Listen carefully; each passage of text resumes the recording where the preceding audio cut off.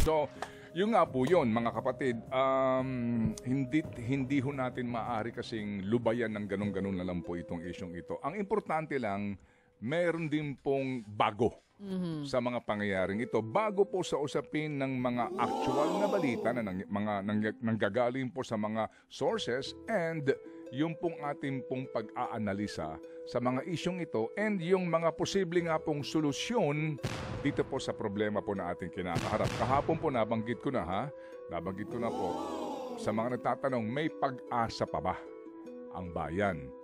Pag sinabi mong wala na, resign na po tayo, di ba? Bilang mga Pilipino, may pag-asa pa po. Kung ngayon,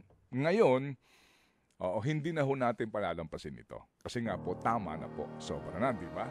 Yes. Okay, sige. So, ako naman, baby, ang masasabi ko lang dyan, yung sinasabi ni Sir Go, with all due respect, na fake news daw, si SEC Chair Lim. Nagkamali siguro sa figure, sabihin na natin, kasi sinasabi nila, hindi naman daw 1.7 trillion pesos ang nawala sa stock, no? Parang sinasabi, billion lang naman daw. Something like 185 billion pesos. Pero ito ang punto dito, mga kapatid. Nagkamali sa figures, pero hindi mali yung punto ni SEC Chair Lim. Talaga pong malaki at may masamang epekto itong flood control scandal sa investor confidence. Hindi po natin yun pwede ikaila. Yung sinasabi ni Romualdez, ano yun? Fake news din yun? Opo, ni Ambassador. Baka sabihin nila si Martin Romualdez yan. Ni Ambassador Babes Romualdez.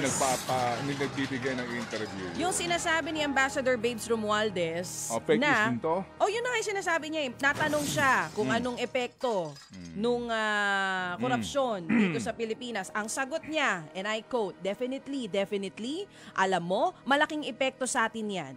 Kaya ang nire-report namin dyan sa atin ngayon, kailangang i-resolve nila yung ating mga corruption scandals na yan. At nakabantay po dito ang investor sa iba't ibang panig ng mundo kung paano re-resolvahin to ng Pilipinas. Okay. At sinasabi din ng isang pag-aaral ng US State Department, yun pong corruption dito sa Pilipinas, pervasive, laganap mula noon hanggang ngayon. Di na nga tayo nakaalpas, di ba? Dun sa Corruption Perception Index, 119 tayo.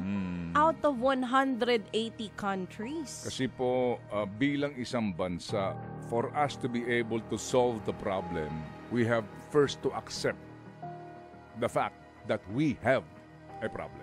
True FM. Pag iniwasan natin to, hindi natin pwede sabihin fake news lang. Hindi malulutas ito. Kasi po, ang sinasabi po ni Ambassador Babes Romualdez, yan din po ang concern ng mga American businessmen.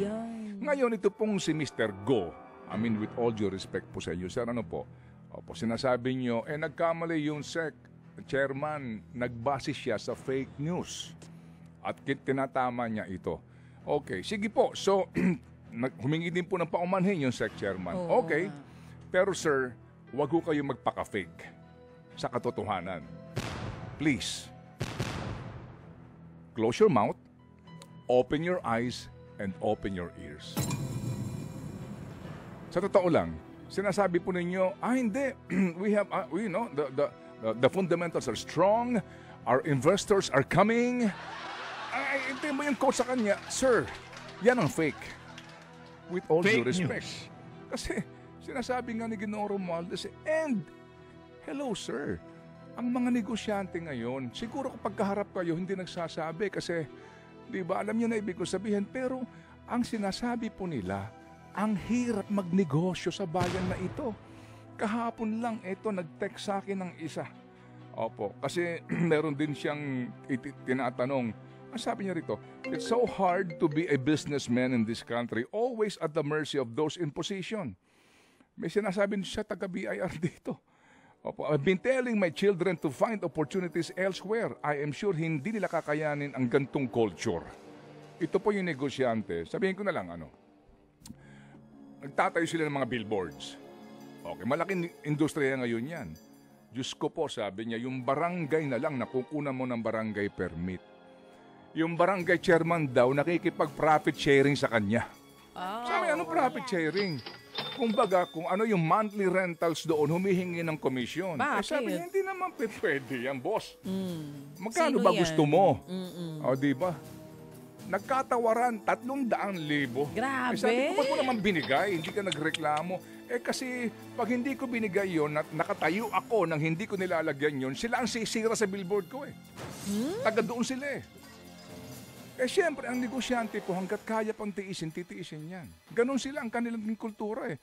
Siguro part of the problem, hindi nagsusumbong, hindi nagreklamo. Kasi nga, halimbawa, yung billboard mo, nilagay mo dito sa ganitong lugar, sakop ng barangay na ganito, hindi ka nakipag-cooperate doon sa barangay. Nakakuha ka ng kanyang barangay permit. Dahil na pressure na po ito, nagreklamo ka kung kanino man. Oo, yung billboard mo na yon, sino ang babato doon? Sino sisira noon? Yung taga ron. Hindi mo binabantay. Alam ka namang magposte ka ng gwardiya dyan. Alam niyo ho yun, 300,000 piso barangay permit. Hindi ba? Maliban doon, ilang pandadaanan mo, building permit, etc. etc.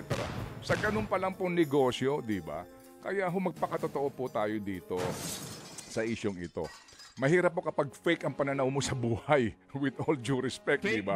Parang para kang nasa ibang planeta, Sek. Hindi ba? Siguro pinakamaganda po, tanggapin natin, mali yung informasyon na nanggagaling kay Sec Chairman. Okay, mali yun, pero tanggapin ang katotohanan na may problema tayo, hindi lang sa DPWH, sir. Aha! Acheche! Okay. Think about it. Ayun na Tama naman. naman. Kasi nga dito sa Pilipinas, pag matino kang negosyante, iipiting ka. Eto, Ikaw ang pahihirapan. Tama o mali?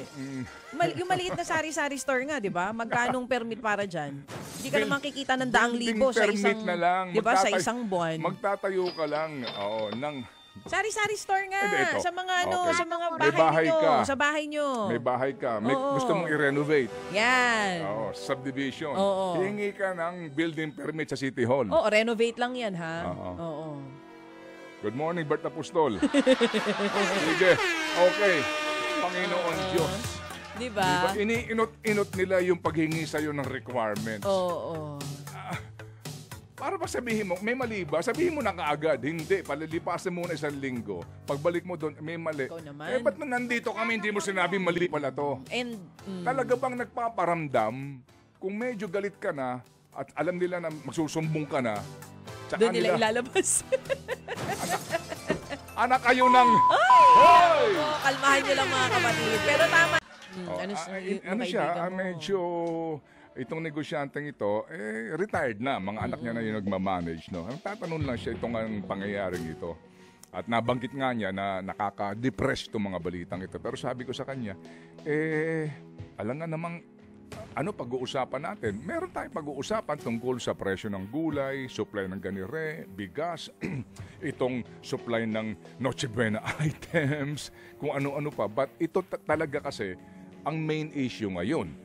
At kung lulubayan natin, baka naman eventually, mapunta sa wala ang ating inaasahan nga na paggagawad ng katarungan para sa bayan. So nagtatanong din siya, ba't ganon? Itong sinasabi na nag-announce yung isang mataas na official, ha? Actually, itong SEC chairman ay nakaupo sa Anti-Money Laundering Council, ha? Sec Francis Lim. 3 yan sila, ha? BSP, BSP Governor Eli Remolona. Yes, yung pong ating Insurance Commission Chief. Chief! Boy! Nagbibinata ka, boy. Sige, sige, tuloy mo. Pumapasok pa ako. Hindi, wala. Ako nga Ayoko din na, eh. ayoko na. Uso pa naman Hindi, si ayoko na. Pamili. Ituloy mo. Ikaw naman, Hindi, ayoko magtatampo, ang bilis mo ayoko naman magtampo. Ayoko na. Napatawa mo Hindi na, ngayon hindi na. lahat dito. Tignan mo pulang-pula si Erwin. Sige, tuloy mo. Yung insurance chief. Yung insurance chief. Sige. Achiche! Ayoko na. Ituloy mo, 3 yan sila. Nandun ka sa sinasabi mo na 3 sila. Uwi na Sige ako. na, ituloy mo na. Ikaw na. Bawal ka umuwi, hindi ka mababayaran ng buo. Sakit nga. Oo. Anyway. 3 sila. Sugar muna ako, ha? 3 sila. Tsaka itong SEC. Oo. Silang 3 yan. SEC Chair, Francis So, Lim. sabi niya, ano ba itong, pati sila mismo, nagkokontrahan sa mga sinasabi. Oo nga Pero eh. ika niya, sa kanya galing ito, ha? Ika niya, among them, wala naman talaga daw masabing maganda eh. Sorry po. Hindi na naman po sa cynical ka o negative ka. Kaya nga, nung binanggit niya na minsan daw na-stress na siya. Sabi ko, sorry. Ang suggestion ko, mag-music ka na. Sabi ko sa kanya, Daddy, mag-music ka na. Pag stress na sa... Pag sobra na. Kaya wag ka na, iwasan mo na rin ang pakikinig. Ano sabi niya? Hindi ko naman naiiwasan makinig sa inyo ni Chacha. Sabi ko, kung kami ay, kumbaga, di ba meron tayong mga disclaimer, di ba? Oo. This program... Ang programang ito'y nakaka-high blood. is dangerous to your heart. Ang programang ito... This program is dangerous to your health. Mangyari lamang. If symptoms persist, consult your doctor. Dapat pala nga may disclaimer tayo. Hindi, Pero naiintindihan po namin kayo. Oo.